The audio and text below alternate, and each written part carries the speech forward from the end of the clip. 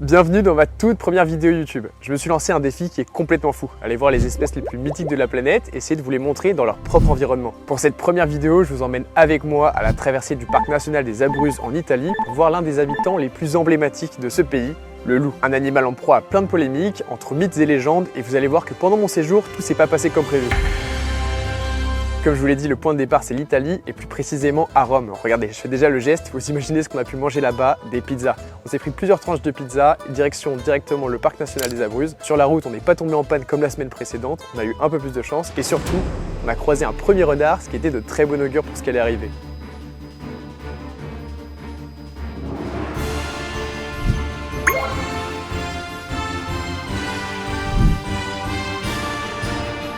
Évidemment, avant de commencer l'expédition, il y a une chose très importante à faire. On rentre quand même dans un parc où il y a des ours, donc c'est bien échauffer les muscles et puis on était prêt à partir. Les gars, on vient d'arriver dans le parc national des Abruzzes. L'objectif du jour, on va essayer de voir le loup des Apennins, qui est une espèce assez spéciale de loup, une espèce qui ressemble quasiment à un renard, un peu un mix entre un loup et un renard. Je vais vous mettre une image pour que vous voyez à quoi ça ressemble. Et si jamais on a la malchance de ne pas en voir à ce premier point d'observation, demain matin, on va se lever à 5 h du matin pour aller à un second point. Bon, j'espère qu'on en verra les deux fois, mais voilà, au cas où on a un peu un backup. L'expédition pouvait enfin commencer. On était accompagné par un guide et par plusieurs passionnés de la nature. Regardez juste ici, un truc super intéressant sur ces arbres. Vous voyez là le barbelé, on pourrait croire que c'est genre du vandalisme ou un truc un peu bizarre. En fait, c'est des gens du parc qui mettent ça exprès pour aider les ours à se gratter. En gros, ils mettent ça sur des arbres. Il y a un passage élevé d'ours pour se gratter parce qu'il y a certains arbres qui sont spécifiques, qui plaisent particulièrement aux ours. Et en gros, le personnel du parc met ça exprès sur ces arbres-là. En plus, ça leur permet comme ça de récolter de l'ADN directement sans avoir à le prélever sur l'ours. Bon, d'ailleurs, je savais pas, je pensais que c'était un loup différent de celui qu'on avait en France, mais le guide vient de nous dire que c'était la même espèce. Du coup, voilà, la photo que je vous ai montrée, c'est juste le loup qu'on a en France aussi. Donc, quand même une sacrée diversité dans ce parc. On n'est pas bien là. Regardez avec toutes les fleurs, c'est magnifique.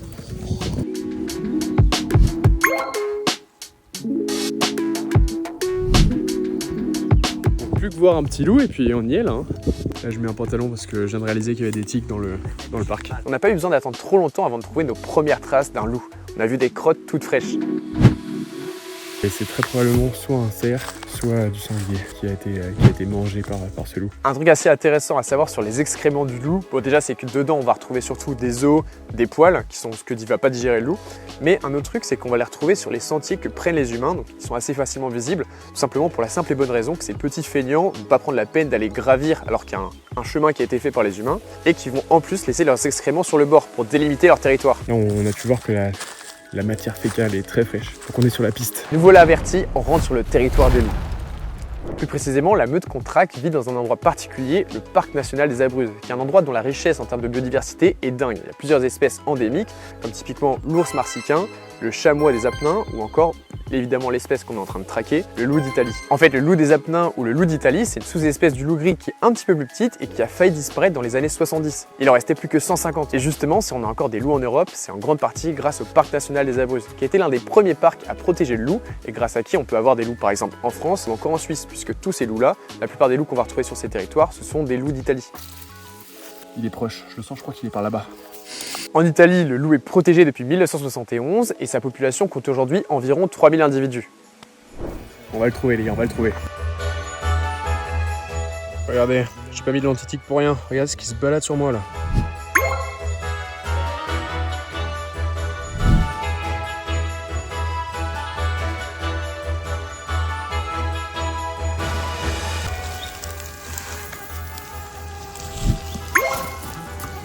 Il fait un bruit de ouf. Les gars, je viens de trouver un indice de plus, une plume de jet bleu. Le loup est juste à côté. Regardez les gars, un truc super stylé. Ça, ce que vous voyez juste ici, c'est des roses sauvages. En fait, le guide nous a expliqué qu'en temps normal, ils sont comme ça avec peu de pétales. C'est l'humain avec la sélection artificielle qui en a fait en fait une fleur avec plein de pétales. Voilà, ça c'est les vrais rosiers. Mais sur quoi est-ce qu'on vient de tomber?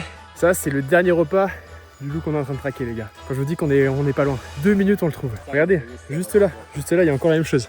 Un capri, petit cabri, qui a fini dans le ventre du gentil loup qu'on est en train de suivre. On va le trouver les gars, je vous le dis. Là les gars, on est en train de suivre un canyon parce qu'on pense qu'il y a le loup qui se trouve juste en dessous.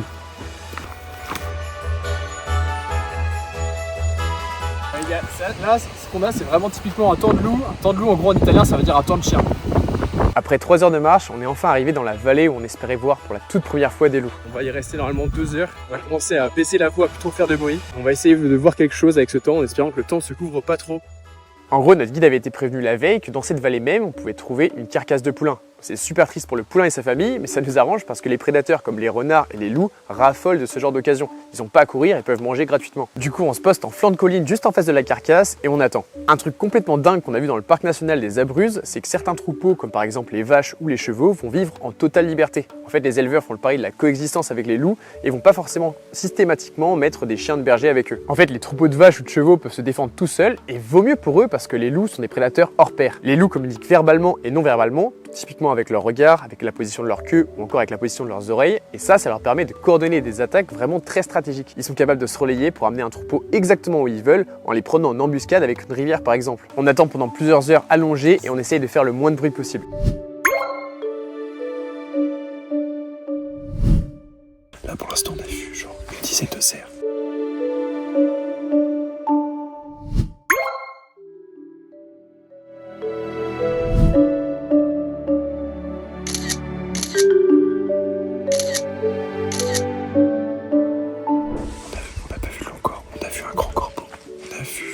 C'est quoi un capriole? C'est un bouquetin, je crois. Un bouquetin. Et on a entendu des bruits bien bizarres, donc il va sans doute y avoir un loup qui va. En levant les yeux au ciel, on a eu la chance d'apercevoir 2 oiseaux qui volaient super vite. Un couple de faucons pèlerins. L'image était absolument mythique, mais on a juste eu le temps de faire une vidéo avec l'iPhone. Donc désolé, ça rend pas très bien, on améliorera pour les prochaines fois. Et déjà, un truc qu'on peut dire, c'est que les loups ont de quoi s'en mettre plein la panse dans ce parc parce qu'on a vu plein de cerfs, plein de chevreuils, plein de gibier que les loups pourraient manger. Mais contrairement à nous, les loups avaient pas l'air d'avoir super faim ce soir parce qu'on les a tout simplement pas vus malgré plusieurs heures d'observation. En tout cas, la nuit commençait à tomber, il était tard, donc c'était l'heure de rentrer au refuge. Bon, du coup, on n'a pas vu les loups. Là, on repart. On va directement au refuge, on a 3 heures de marche. Heureusement, demain, on se lève à 5 heures, donc une deuxième chance de les voir. Tout n'est pas perdu. Là, vous vous rendez pas compte, il fait pas chaud. Hein. Là, il fait quoi, Léo? 20 degrés? Même pas 15 degrés? On se rend compte que le bouquetin qu'on avait vu était juste là-bas. Là, ça fait genre peut-être 20 minutes qu'on marche. Le mont Marsicain. C'est un ver luisant. Un ver luisant. Ça existe. Bah ouais, regarde. Bon les gars, je vais essayer de pas vous aveugler. Sur le chemin du retour, on n'a rien vu. Rien du tout. Après voilà, on garde encore les doigts croisés pour demain. On va se lever à 5h du matin. Putain, ça va être tôt. À l'aube. J'espère vraiment qu'on va voir un truc. On n'est pas à Bredouille, mais voir un petit loup, ce serait quand même un gros régal. Allez, on se voit pour le repas. Bon, évidemment, on est en Italie, donc qu'est-ce qu'on mange au refuge? Une bonne pâtrée de pâtes, en regardant des photos de loups dans un livre, ce qui nous a donné encore plus envie pour le lendemain.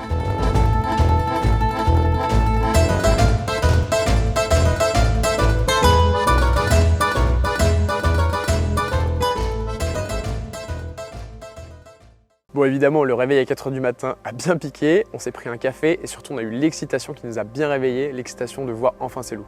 Bon l'équipe, là il est 4h45 du matin, je suis éclaté. Il y a encore la moitié du groupe qui est en train de dormir, faut que j'aille les réveiller là. Mais là on va partir ce matin pour du coup le deuxième point d'observation de toute la randonnée sur ces 2 jours. Et ce matin on va essayer de se poser à un endroit pour être discret et essayer de voir les loups arriver sur le lever de soleil, profiter de l'aube et de ce magnifique lever de soleil pour les voir. Je suis bien fatigué, mais je pense que ça va être incroyable. Franchement, j'espère très très fort qu'on va les voir parce que là, c'est notre dernière chance. J'ai parlé avec le guide, il m'a dit qu'il y avait environ 40% de chance qu'on les voit. Bon, après, avec la nature, c'est jamais des probas véritables, mais on croise les doigts très fort. On est rapidement parti du refuge et ensuite on s'est dirigé vers le second point d'observation où évidemment on a essayé de se faire le plus discret possible pour les voir. Ce qu'il faut savoir un truc, c'est que les loups sont très compliqués à observer. C'est des animaux qui sont extrêmement craintifs et qui sont tout simplement fait exterminer par les hommes.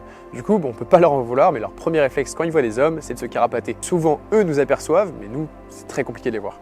Là les gars, on a le point d'observation, donc on peut pas faire de bruit. Maintenant on regarde où on passe. Toujours on croise les doigts en espérant. Il faut dire que la cohabitation entre les éleveurs et les prédateurs est super compliquée. Par exemple, dans le parc national des Abruzzes, chaque année, il y a environ 400 bêtes qui sont tuées par les loups. Et pour contrer ça, l'État italien va venir dédommager environ 150 € par mouton tué. Mais il faut bien comprendre un truc, c'est que le loup est avant tout un allié pour l'homme. C'est une pièce maîtresse de la biodiversité qui va venir réguler les populations de gibier qui, quand ils sont en surpopulation, mettent vraiment une pression importante sur la régénération de nos forêts. Et en dehors de la simple régulation, un truc super intéressant, c'est que les loups vont mettre une pression sur des populations, par exemple de cerfs, et du coup, plutôt que de rester à manger tous les plants d'une forêt vont être obligés de se déplacer et donc vont pouvoir laisser une forêt se régénérer. Le loup a toujours une place très spéciale en Italie, depuis le mythe fondateur de Rémus et Romulus, les deux jumeaux qui ont créé Rome, jusqu'à aujourd'hui. Et c'est super intéressant de voir qu'à travers les âges et encore aujourd'hui, il occupe une place prépondérante dans la société italienne.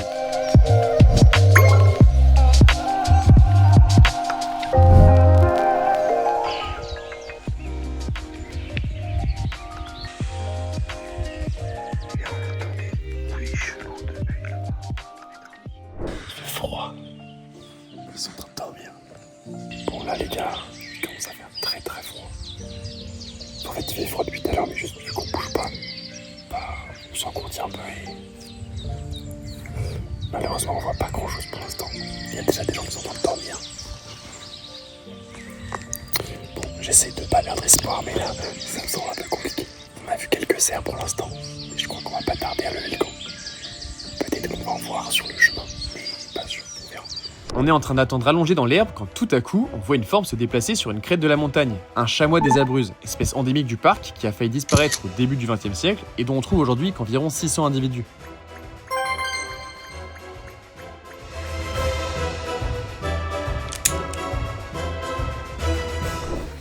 Bon les gars, on vient de finir l'affût et malheureusement on a toujours pas vu de loup, donc on rentre un peu bredouille. On a quand même vu des cerfs, on a vu un chamois, on a vu quelques animaux mais on n'a pas vu les loups qui étaient un peu la raison pour laquelle on venait quand même. C'est pas grave, on sera obligé de revenir, hein. On va manger, c'est le plus important parce que là on est quand même resté sans bouger dans le froid de 5h30 du matin à là il est quasiment 9h, donc la dalle. Par contre, il y a un animal qu'on a vu partout pendant tout le séjour. C'est ces vaches là. Le loup, il voulait pas en manger une. Hein.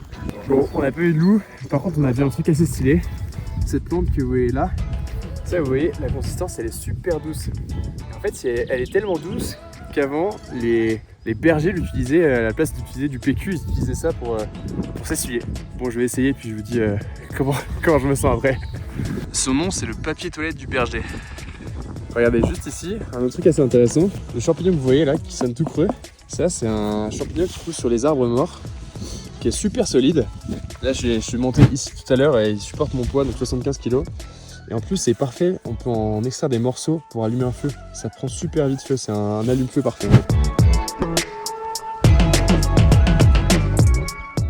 Bon les gars, je me suis un peu éloigné du groupe, comme ça on peut discuter rapidement à chaud.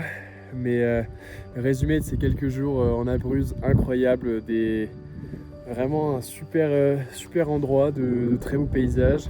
On a vu quand même pas mal d'animaux. Je repense au couple de faucons pèlerins qu'on a vu le premier jour, au renard qu'on a vu aussi super bien. Malheureusement voilà, on n'a pas vu le loup, on n'a pas vu l'ours, c'est un peu dommage. Mais ça fait partie du jeu, hein. C'est vraiment c'est le principe de faire des sorties en nature, de se lever tôt, etc. C'est que si en fait on était certain de pouvoir les voir, c'est que les animaux seraient nourris et c'est pas du tout ce que je veux promouvoir. On essaye de faire les voyages et des randonnées les plus éthiques possibles dans le respect de l'animal et de la nature.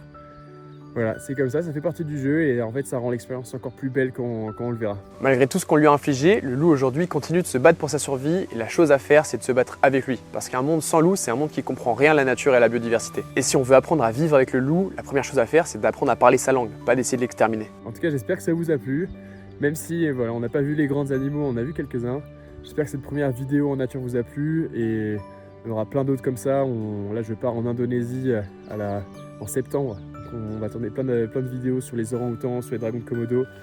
Je vais aussi aller dans les Pyrénées en août. Donc plein de nouveaux épisodes qui arrivent. On va essayer d'augmenter en qualité, d'acheter du matériel. En tout cas, j'espère que ça vous a plu. N'hésitez pas à liker, à mettre un petit commentaire, à me dire ce qui vous a plu, comment je pourrais améliorer si vous trouvez qu'il y a des trucs à revoir.